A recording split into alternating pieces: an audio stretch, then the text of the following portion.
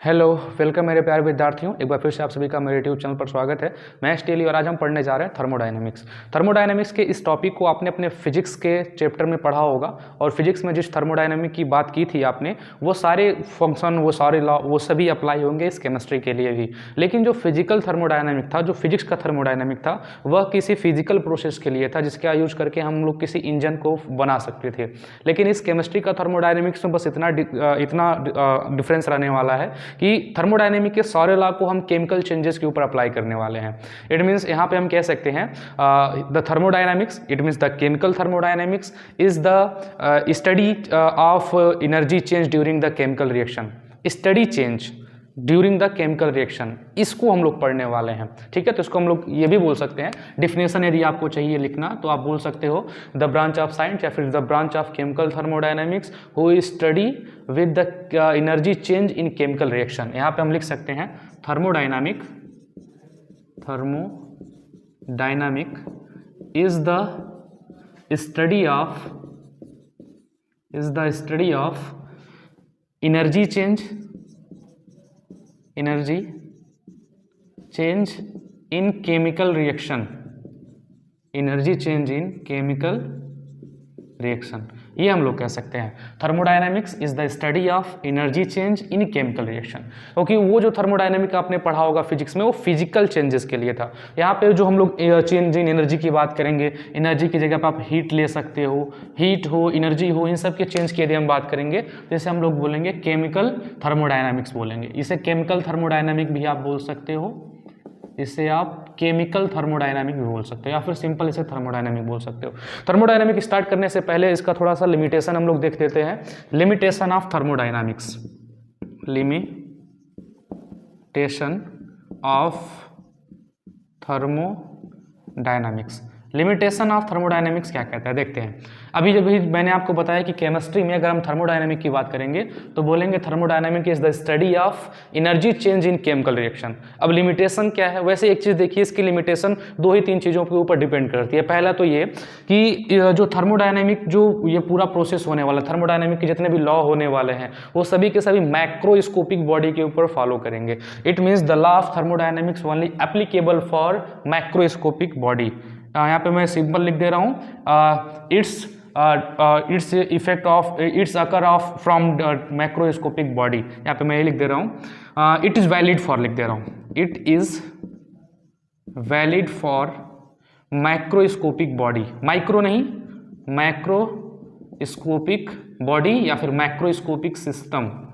ठीक है, ये हमको देखना है। पहला लिमिटेशन यही कि ये जो है हमेशा मैक्रोस्कोपिक सिस्टम के लिए ही सही रहेगा। दूसरा ये कि अगर किसी मैक्रोस्कोपिक सिस्टम का ऊपर हम इसको अप्लाई करते हैं तो मतलब क्या, वो मैक्रोस्कोपिक सिस्टम के लिए। मान लीजिए कोई हमें केमिकल रिएक्शन कराना है, तो केमिकल रिएक्शन का कराने के लिए हमें कोई एक मॉलिक्यूल नहीं लेना है। जैसे मान लीजिए हम बात कर रहे हैं कि यहाँ पे मैं छोटा सा केमिकल रिएक्शन कर रहा हूँ, कंबसन ऑफ मीथेन। अगर हम कंबसन ऑफ मीथेन की बात करें तो मीथेन ऑक्सीजन के साथ कंबस्ट करके कार्बन डाइऑक्साइड और वाटर का फॉर्मेशन करेगा। तो इस केमिकल रिएक्शन को अकर करने के लिए हमें ये नहीं करना है कि मतलब एक मॉलिक्यूल ही लिया, एक मॉलिक्यूल CH4 का लिया और एक मॉलिक्यूल O2 का लिया, कंबस्ट करा दिया। तो इसके लिए हम थर्मोडायनामिक के लॉ को अप्लाई करके इसका enthalpy change, energy change, heat change ये निकाल सकते हैं। तो यह माइक्रो हो जाएगा, ये माइक्रोस्कोपिक बॉडी हो जाएगा, बहुत छोटे बॉडी के लिए, बहुत छोटे सिस्टम के लिए। तो इसके लिए थर्मोडायनामिक के जो लॉ हैं वो एप्लीकेबल नहीं है, ये हमेशा सिर्फ माइक्रोस्कोपिक। अब माइक्रोस्कोपिक का मतलब हो गया कि मेथेन आप ले रहे हो तो मेथेन आप 1 मॉलिक्यूल मत लो, बंच ऑफ मॉलिक्यूल ले लो। मतलब 100 मॉलिक्यूल्स हों, 200 मॉलिक्यूल्स हों, 1 मोल मॉलिक्यूल्स हों। तो ऐसे अगर लेंगे तो उसके लिए थर्मोडायनामिक के लॉ एप्लीकेबल होंगे। तो पहला लिमिटेशन यही है, it is valid for macroscopic, macro मतलब बड़े बॉडी के लिए, बड़े सिस्टम के लिए अप्लाई है। दूसरा, यह जो है रिएक्शन के इनिशियल और फाइनल स्टेट की बात करता है, यानी कि thermodynamics deals with the initial and final state of the system. यह सिर्फ it deals with only initial and final state of the system, ठीक है। बता दिया। It is valid for macroscopic पहला। दूसरा, it deals with only initial and final state of the system. जैसे कि मान लीजिए कि हम यहाँ पर कार्बन का कंबसन करा रहे हैं, यहाँ पे है कार्बन कंबसन कराते हैं, कार्बन का बनाता है कार्बन डाइऑक्साइड। थोड़ा इस रिएक्शन को देखिए।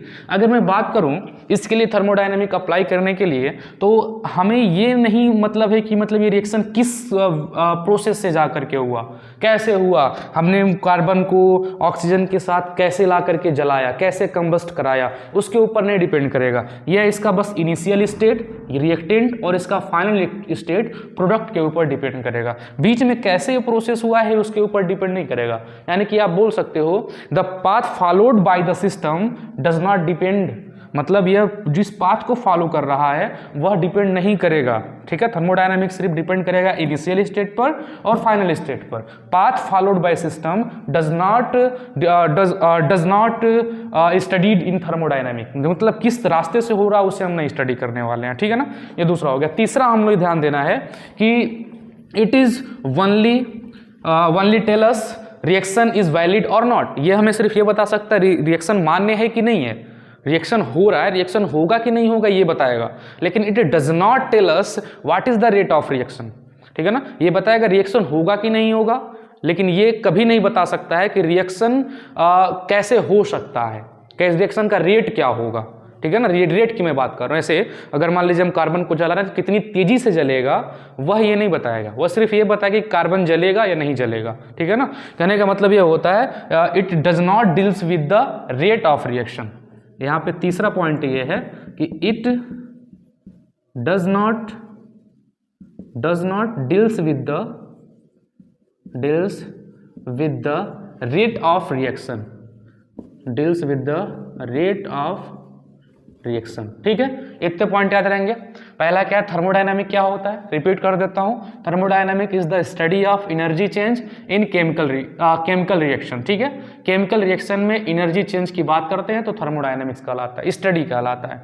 लिमिटेशन ऑफ थर्मोडायनामिक क्या है, पहला it is valid for microscopic body. यह हमेशा बड़े मॉलिक्यूल के लिए, बहुत सारे मॉलिक्यूल के लिए काम करता है, थोड़े मॉलिक्यूल के लिए नहीं कार्य करता है। It deals only initial and final state of the system, या सिर्फ सिस्टम के इनिशियल और फाइनल स्टेट के ऊपर डिपेंड करता है। अगला जो है it does not deal with the rate of reaction, मतलब यह रेट ऑफ रिएक्शन के ऊपर कोई डील नहीं करता है, रेट ऑफ रिएक्शन के बारे में कोई जानकारी नहीं देता है। तो ये है थर्मोडायनामिक का स्टार्टिंग। आप इसका स्क्रीनशॉट ले लीजिए, फिर मैं इसको आगे बढ़ाता हूँ। ले लिया, ठीक है, हट जाता हूँ, ठीक हो गया। ठीक है, आगे बढ़ते हैं। अगला हमें देखना है some basic concept of thermodynamic. Some basic concept मतलब ये थर्मोडायनामिक का स्टार्ट कहाँ से हम लोग करने वाले हैं। तो नेक्स्ट हेडिंग बना लीजिएगा, some basic concept of thermodynamic. ठीक है, हेडिंग है some basic concept of thermodynamic. Some basic concept of thermodynamics. ठीक है, अब सम बेसिक कंसेप्ट में क्या क्या है। सबसे पहले हमारे पास आएगा यूनिवर्स। यूनिवर्स किस चीज का बना होता है, यूनिवर्स इक्वल होता है सिस्टम प्लस सराउंडिंग। ठीक है, universe equal system plus surrounding, ये आपको लर्न करना है। थर्मोडायनामिक का स्टार्ट हम लोग यहीं से करने वाले हैं। यूनिवर्स क्या होता है, सिस्टम क्या होता है, सराउंडिंग क्या होता है। Universe equal system plus surrounding. Universe जिसे आप सामान्य तौर पर ब्रह्मांड कहते हो, पूरा ब्रह्मांड किसका बना है, सिस्टम और सराउंडिंग का बना है। तो हमें यह समझना पड़ेगा सिस्टम क्या है और सराउंडिंग क्या है, तब हम बात यूनिवर्स की करेंगे। तो देखिए, अगर मैं बात करूँ सिस्टम की, तो आप कह सकते हो the part of universe which is under experimental study and whose property are being measured is called system। मतलब ब्रह्मांड का वह भाग जिसके ऊपर हम प्रयोग कर रहे हों और जिसकी प्रॉपर्टीज हम लोग निकाल रहे हों, जिसकी प्रॉपर्टी हम लोग बता रहे हो, वह क्या कहलाएगा, सिस्टम। अब ऐसे भी नहीं समझ में आया तो आप ऐसे समझ सकते हैं, अगर मेरे पास यहाँ पे मार्कर है तो अगर मैं आपको इस मार्कर के बारे में बताने लगूं कि मार्कर ब्लैक चलता है, इससे हम व्हाइट बोर्ड के ऊपर लिख सकते हैं, इससे हम अच्छी राइटिंग में लिख सकते हैं, इसके ऊपर कैप लगा है, तो मैं बात इसके बारे में कर रहा हूँ, मैं इसके बारे में आपको बता रहा हूँ, तो ये सिस्टम कहलाएगा। मतलब जिसके ऊपर हम वर्क कर रहे हैं वो सिस्टम है।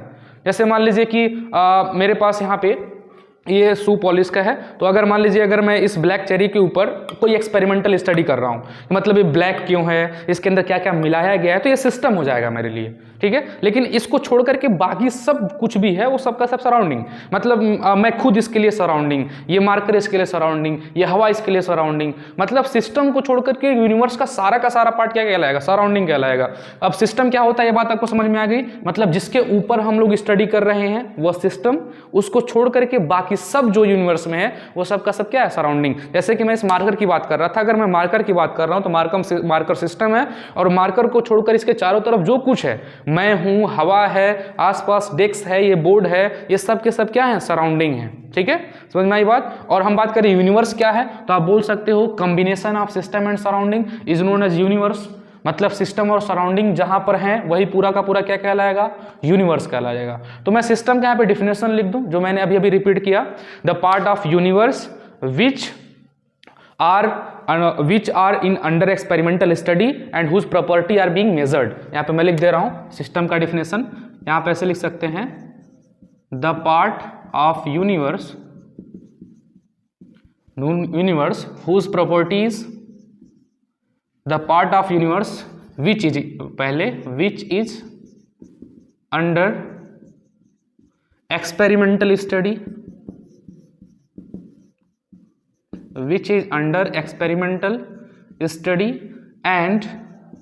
whose property are being measured is called system, ये डिफिनेशन आपके सामने है। मतलब the part of universe which is under experimental study and whose property are being measured is called system, ठीक है ना। और except of system the part of universe is called surrounding, मतलब सिस्टम को छोड़ करके ब्रह्मांड का सारा हिस्सा क्या कहलाएगा, सराउंडिंग कहलाएगा। तो नीचे के लाइन से लिख दे रहा हूं,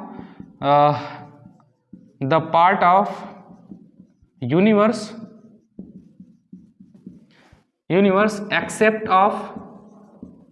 except of system is known as surrounding या फिर is called surrounding, ठीक है। The part of universe accept of system is called surrounding. अगर मैं बात करूं यूनिवर्स क्या है, तो आप बोल सकते हो the combined part of system and surrounding is known as universe, या फिर the combination of system and surrounding is called universe. मैं यही लिख दे रहा हूं, the combination of system and surrounding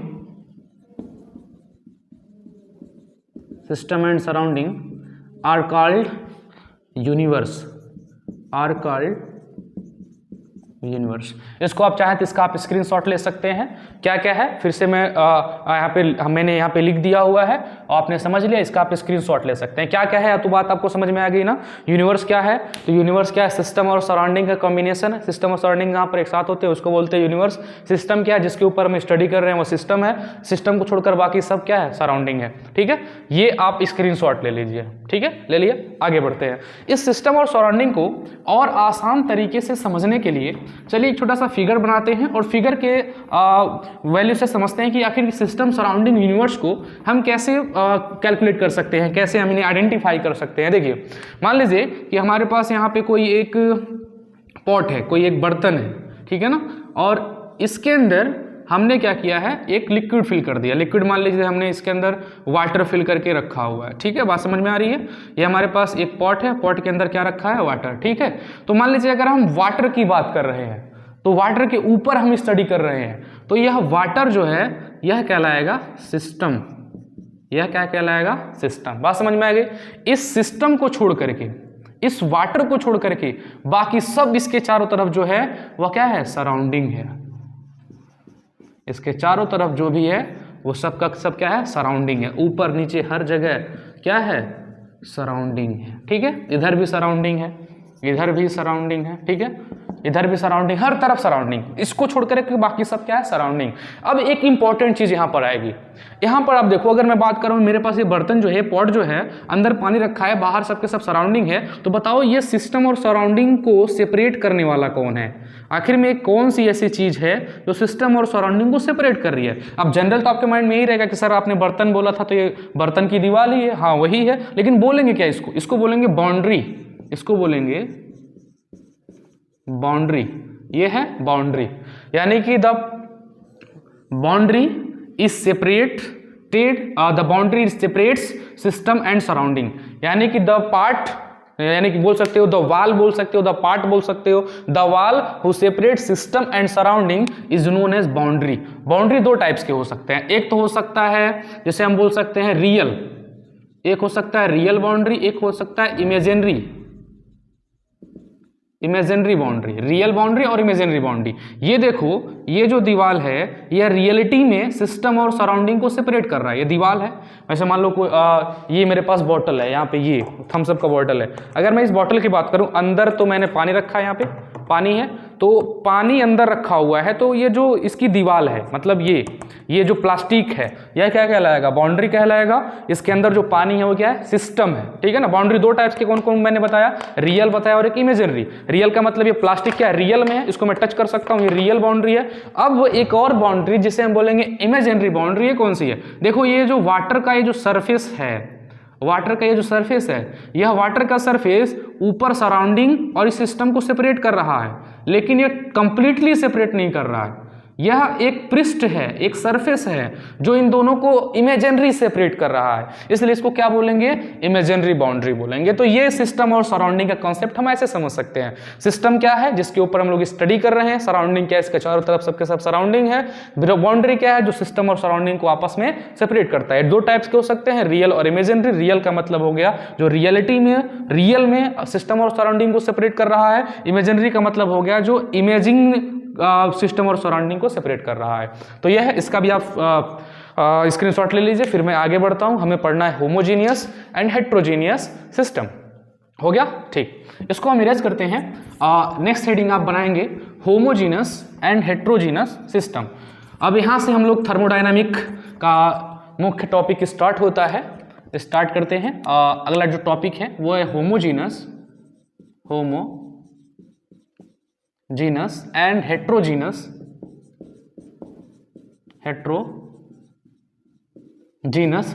system. बहुत आसान है, होमोजीनियस एंड हेट्रोजीनियस सिस्टम, ठीक है। होमोजीनियस एंड हेट्रोजीनियस सिस्टम देखते हैं ये क्या है, ठीक है। होमोजीनियस सिस्टम और हेट्रोजीनियस सिस्टम को समझने से पहले आपको इतना तो पता होगा कि होमोजीनियस मिक्सचर क्या, होमोजीनियस का मतलब तो आपको पता होगा। होमोजीनियस मिक्सचर क्या होता है, हेट्रोजीनियस मिक्सचर क्या होता है। जैसे मान लो कि अगर वाटर को और एल्कोहल को दोनों आपस में मिक्सचर बना रहे हैं तो होमोजीनियस है। वाटर का स्टेट भी लिक्विड, एल्कोहल का स्टेट भी लिक्विड, तो होमोजीनियस हो गया। वहीं पर अगर वाटर के अंदर हम सैंड डाल देते हैं, बालू डाल देते हैं, मिट्टी डाल देते हैं, तो वह हेट्रोजीनियस हो गया, क्योंकि जो वाटर है वो लिक्विड है और जो बालू और जो हम मिट्टी मिला रहे हैं वो जो है वो आपके पास सॉलिड है। तो वाटर के अंदर सॉलिड, लिक्विड के अंदर सॉलिड, हेट्रोजीनियस सिस्टम। मतलब अगर हमारे पास कोई कॉम्बिनेशन है सिस्टम का, सिस्टम के अंदर सिस्टम का स्टेट अगर सेम रहता है तो उसको हम बोलते हैं होमोजीनियस, और सिस्टम का स्टेट अगर अलग अलग रहता है तो उसको हम बोलते हैं हेट्रोजीनियस। यहाँ पे मैं होमोजीनियस के लिए बोल सकता हूँ the homogeneous system is uniform through out, the homogeneous system is uniform through out. The homogeneous system is uniform through out. अगर हम बात करें हेट्रोजीनियस के लिए तो बोल सकता हूं मैं द हेट्रोजीनियस सिस्टम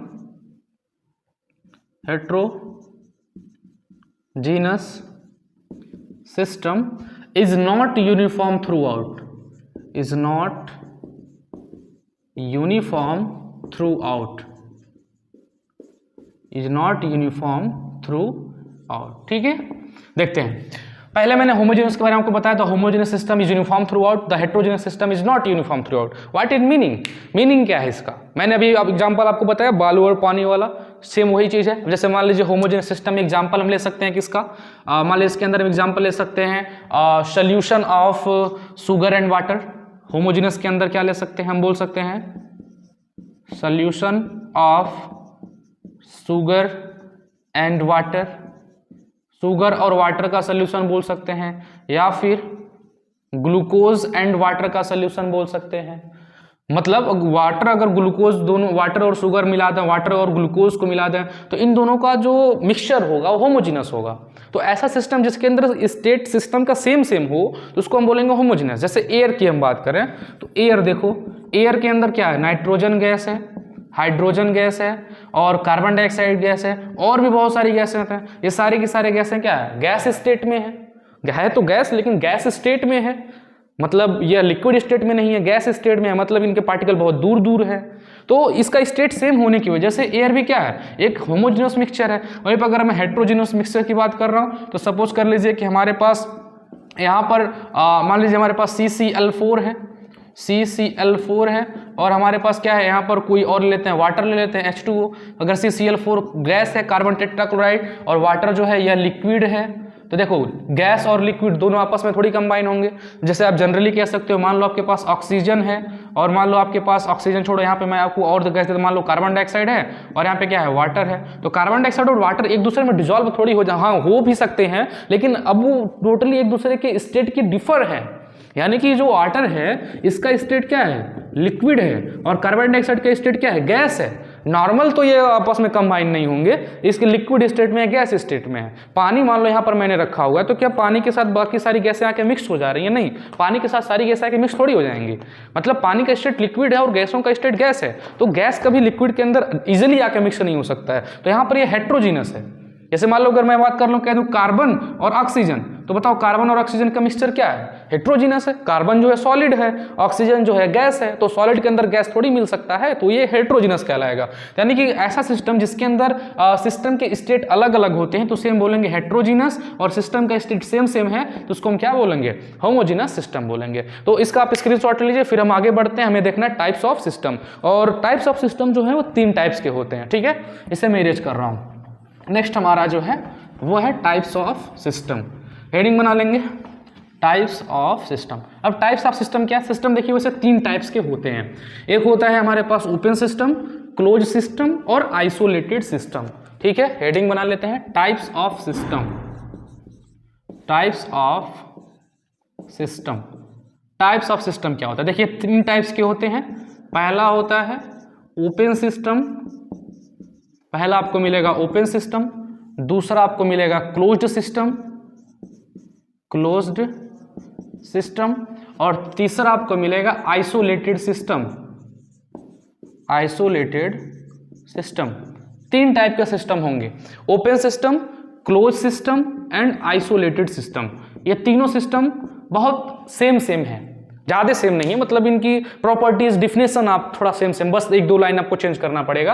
बताता हूँ ओपन सिस्टम क्या होता है। ओपन सिस्टम वो सिस्टम होता है जो एनर्जी और मैटर का एक्सचेंज कर सकता है सराउंडिंग के साथ। Those system who exchange energy and matter to the surrounding is known as open system. मतलब यह एनर्जी और मैटर, यहाँ पे मैं जनरल लिख रहा हूँ, यह एनर्जी एंड मैटर यह दोनों का एक्सचेंज कर सकता है। एक्सचेंज अच्छे से लिख दे रहा हूं, एक्सचेंज कर सकता है, ठीक है।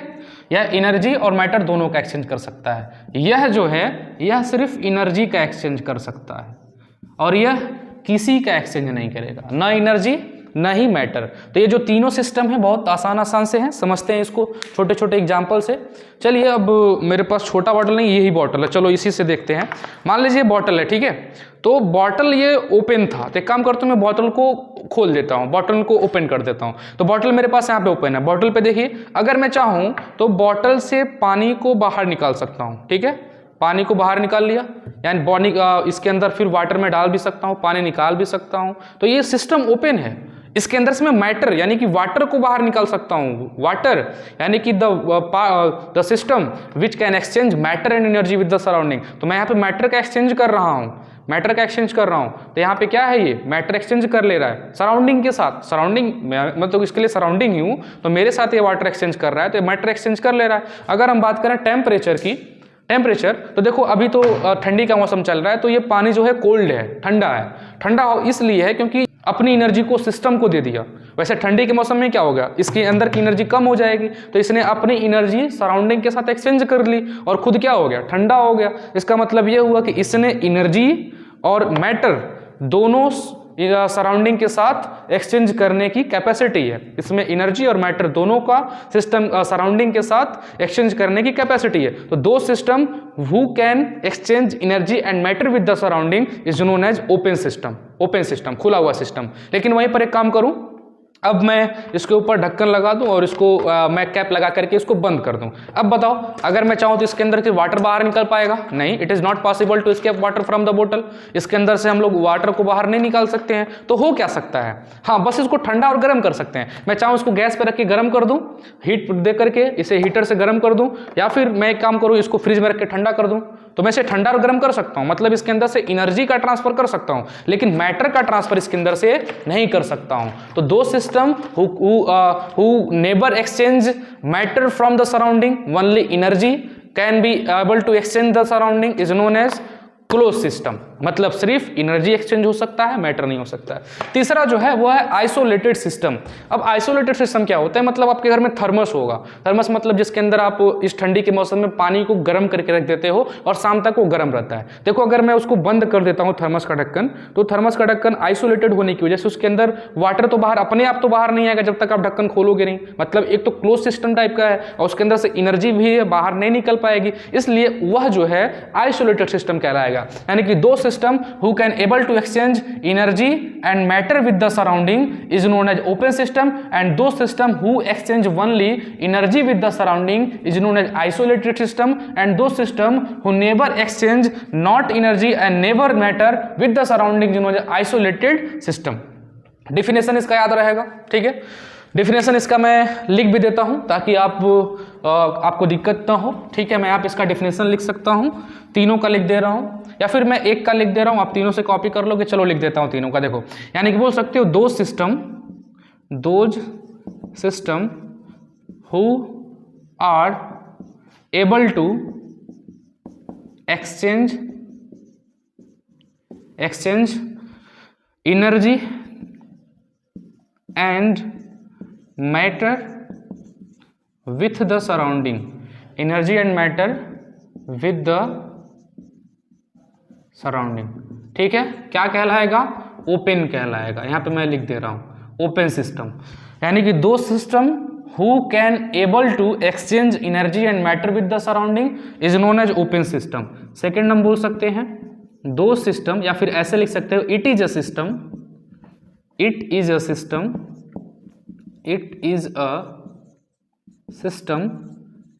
who can exchange only energy with the surrounding, who can able to exchange only energy with the surrounding, ठीक है। It is a system who can exchange only energy with the surrounding is known as closed system। तीसरा जो हमारे पास है isolated system, यानी कि it is a system who can never exchange heat and energy and matter with the surrounding। It is a system, यहाँ पे वैसे लिख सकता हूँ, it is a system who never exchange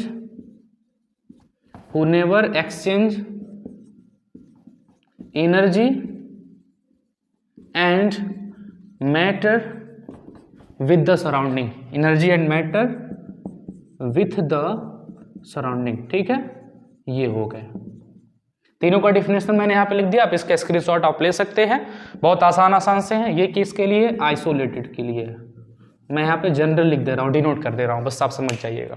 ये टाइप्स ऑफ सिस्टम होते हैं। तो बच्चों, मैंने इस वीडियो में बस जनरल थर्मोडायनेमिक्स का स्टार्टिंग पार्ट डिस्कस किया। इसके बाद लगातार आपके सारे वीडियोस इस चैनल पर अपलोड होते रहेंगे और हो भी जाएंगे।